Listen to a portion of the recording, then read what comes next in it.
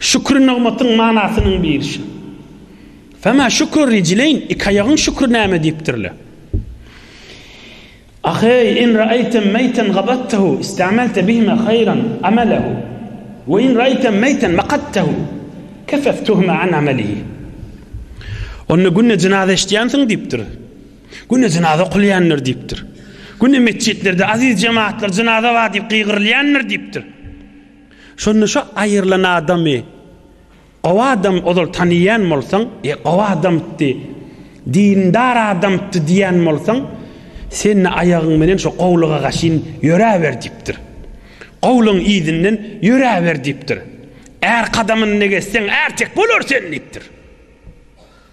Er kadamını geçsen ertek bulur sen niptir. Er kadamını geçsen ertek bulur sen niptir. Ayağın diptir, qawlan izinden yürüy diptir. Qaw adamlan yol yorgadasından git diptir. Ayağın qaw adamlan yolundan yürüy diptir. Emme bir adam dünýeden geçse, dindar däw bolsa, din men iş yok bolsa, on yoluna gaşyn men öljek owy.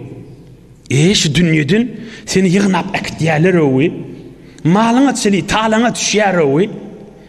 Malyň egin başyňa da halyň ýok bolýar owy diýilýän bir ýagdaý bar. Şol bir biderek adamyň aýrylanyny, Allahdan daş adamyň aýrylanyny eşitsen, ölünni eşitsen, we men bir iki ayağım on ýoluny gezdirmäýin diýip aýtdypdyr. Ayagyň şükrüşi diýipdir. Ayagyň şükrüniň manasy diýipdir. Inni munay deyinipdir yankı alim adam. Dinlen ahirki sözü. Fe amma men yeşkur bi lisanihi ve lem yeşkur bi cemii a'zaihi femeseluhu kemeseli racul lehu kisa fe ahaza bi tarafihi ve lem yelbesu felem yenfe'u zalika min el-har vel-berd ve's-selc vel-matar. Bir adam eline tesbih ve elhamdülillah elhamdülillah diye yönü gözü bilen bir ayıp görse aytjakdanna. Elhamdülillah, elhamdülillah diýipdi, bir zat görse dili bilen biriniň aýbyny ýaýjakdanna. Elhamdülillah, elhamdülillah tesbih sanatdy, mescidin haýadyny bir neferiň aýbyny, günäsini eşdiýip kulak asypdy, eşdi bir ýerde aýtjakdanna. Indi elhamdülillah dili bilen aýdypdy ha. Ya bazaryna, ya hacısyna, ya mescidine, ya öýünne. Ýöne oňmyň aýbynyň ýerine, şeriniň ýerine bolsa, ona misal aýdýanipdir ýa-da alim adam. Bir adam bolar diýipdir, eline gowy geymi bolar. Gowy köýnegi bolar, gowy dony bolar. Dony eline alyp saklap duranlar diýipdir. Ýöne onu geýýän näler diýipdir. Men ajap donum ma diýip ol eline saklaýanlar diýipdir. Şonu geýmese gyzygyna haýır bolarmy? Soğukda hayır olur mu? Yağınla hayır olur mu? Qarda hayır olur mu? Şaharda hayır olur mu? Düzde hayır olur mu? Elini koynağını alıp kesti deyiptir. Hayırsız olur deyiptir. Bir dili bilen elhamdülillah deyiptir. Hayırsız mı deyiptir. Elini koynağını alıp kesip bilen adam koynağı giymeli olur ahim deyiptir. Doğanı giymeler olur deyiptir. Egnine oklamalı olur ahim doğanı. Egnine oklacak bolsan elhamdülillah aytçın yanık gözün menene ayıp görme. Yanlış alsan da estağfurullah diye kim yanlışmayacak? Yana ayttık meger peygamber olup dursmy? Ay bir benden ayıbını aydasan da derru estağfurullah vak yanlış aptırın diye. Sen aytmasan da eşitip duran aytsın. Ay bir benden ayıbını koy diye.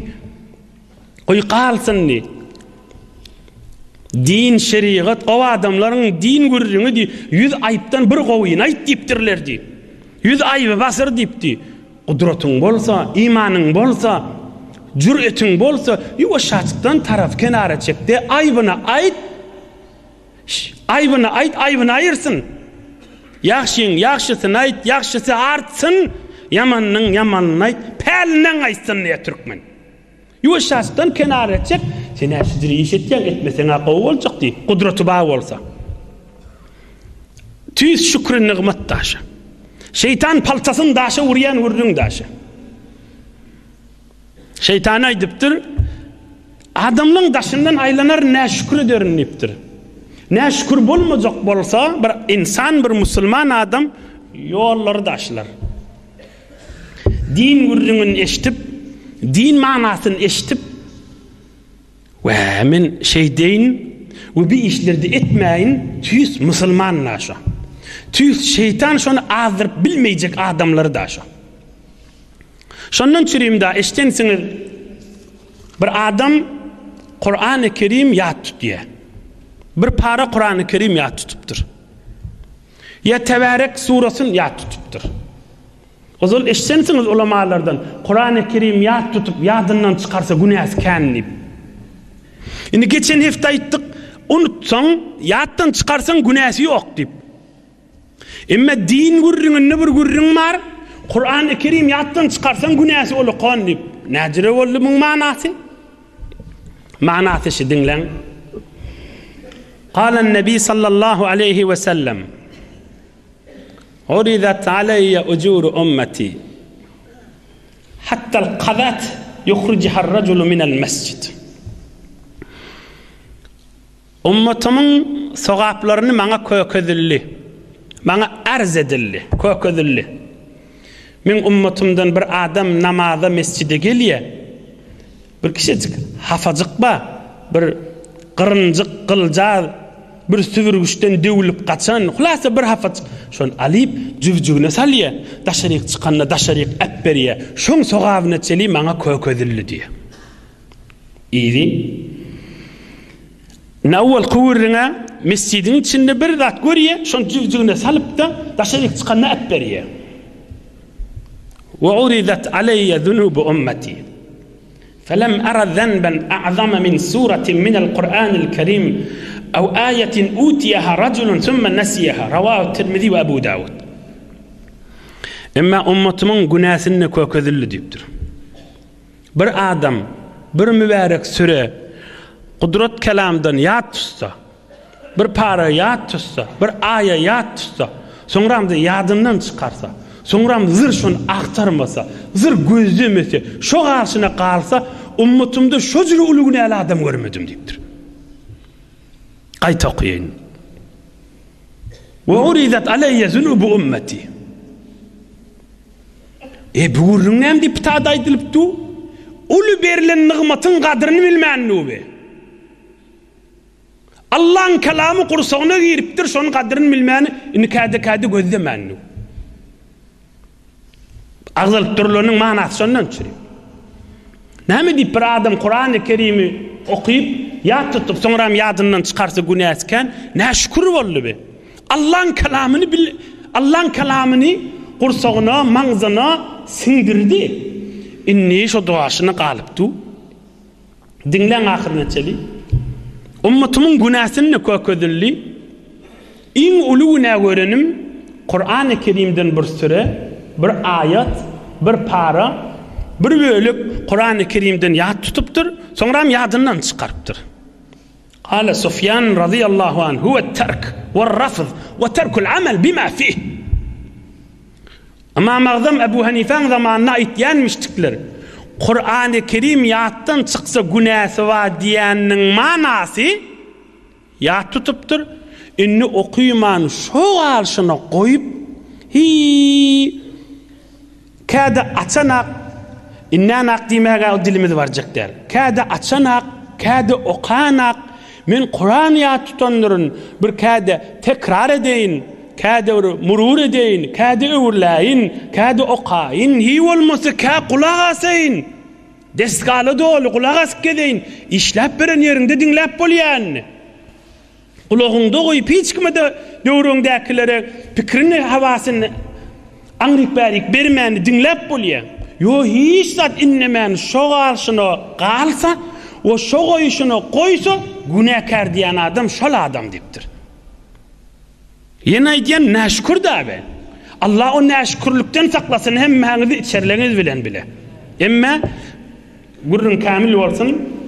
Qala seyyiduna Ali'un el-Murtada radiyallahu anh, "İza istat'amakumul imam fa'at'imuh." Hazreti Ali radiyallahu anh aýdypdyr, imam namaz okyp tuqa kade lokma isteýändir, durýandir, ýalňyşýandir diýipdir. İyi adına düşmeye diptir. Şonna dursa, eğilmese, Allahu Ekber deyip ruku etmese, şu duru verse, iyidinneki üyüp dururlar. Aydın arkasından niptir. Bir yanlışlık bolýar, bir günahkarçılık değil. Bir yanlışlık, bir geçen hefteki vurrun içinden. Hazreti Ömer radıyallahu taala an ulam şagirdlerinin biri, sahabaların biri aytdı. Hazreti Ömer aman boltdu di. Bir yerde durdu ve idinne üyüp dururlar dedi, aytdı diye. İnhe İza statamakumul imamu fa'ataymuhu fiqh Hanafida bizim mezhebimizde İmam Azam Ebu Hanife'nin mezhebinde imam namazı qaptuqa yalnızsa in qawsi durmasızlık başka bir mübarek ayete geçmeli manası ütkemeyen yoksa da bir miktar Kur'an'ın oqanmasa Allahu Ekber deyip rukuğa gitmeli. Bir namazın edeplerinden namaz doğru olur miktar bir mustahap miktar kıraati yerine getiren olsa inni yanlışsa ya başka bir mübarek ayetleri geçmeli ya da Allahu Ekber deyip rukuğa gitmeli. Onu da imam durasa idinle üyüp dururlar bilyen olsa ağzına beramar. İni bir yanlışlık. Bu okuyup duran adam bu unutup dur günahkar olup dur deyip bolmayan bana. Adam yanlış yer ya unut yer da ama yankı Peygamberimiz aleyhissalatu vesselam'ın Kur'an-ı Kerim yattan çıkarsan günahı var diyen görün kim bollu? Ol şunu koyuyor. Ağdıranak mübarek kudret varakları, Kur'an-ı Kerim'in varaklarını, ayetlerini üstüne baranak şu karşına qalat etiptir. Bu ulu günahkarçılık deyiptir. Näme deyip munda ulu günahkar bolýanlygynyň asl manasy ne şükürlük edýär. Allah'ın kelamy min ruhuny bedenine girdi inni ýene şonu üstüne aylanmany. Şükürlü bolmak, kadırlı bolmak, deslap dil bilen elhamdülillah aytmak bolýar. Biri de gözüň, elin ayagyny Allah'ın razy boljak ýerine gaşyn geçirmek. Ayıp görmesizlik, ayıp zay etmesizlik. Or qawa adam dünýeden geçenleşsen, ay men şu qawa adamlaryň ýygyna ayagym ýördeýin diýmek, baş bidirekleň ýoluny ayagym ýörtmäýin diýmek, bir de şükür nigmat boldy. O bir tarafa içerisi bolsun, daşarysy bolsun, dogany bolsun, dostu bolsun, ýüzüň ak bolsun diýmek, Taňry ýalkasyn diýmek, imanna we şükrüň manalarında. Inni şeytan aýtdy, adamlaryň daşyndan aýlanar her näme der, nä şükür ederin dedi. Inni göreli Allah Azze Celal kudret ve rahmeti bilen şeytana berýän jogaby we adam oğlullaryny sen azdyrsaň da men rahmetim bilen falan ederin diýen görjüňi inşallah inni kefte hyzmatyňyza ýetiren. Bir alham üç kul huvallahu okyp ilwin watanymyza öteller bilen bile hemmelerine dua edeýin o kaberin.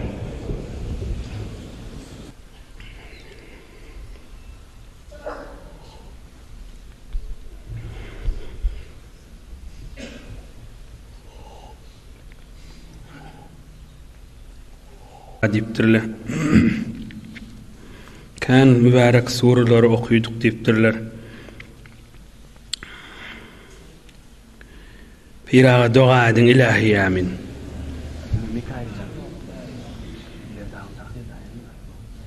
Bir dağın taqdirjandy ruhuny dua ediyor. Allah rahmet etsin. İlahi amin. Amin ya sultanal alamin. Amin ya zal arşil azim. آمين يا ذا الجلال والإكرام آمين يا مجيب الدعوات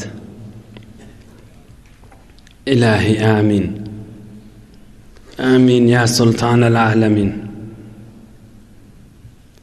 آمين يا أرحم الراحمين برحمتك يا أرحم الراحمين بارك الله يرضى شلونغن ديلنا تتوري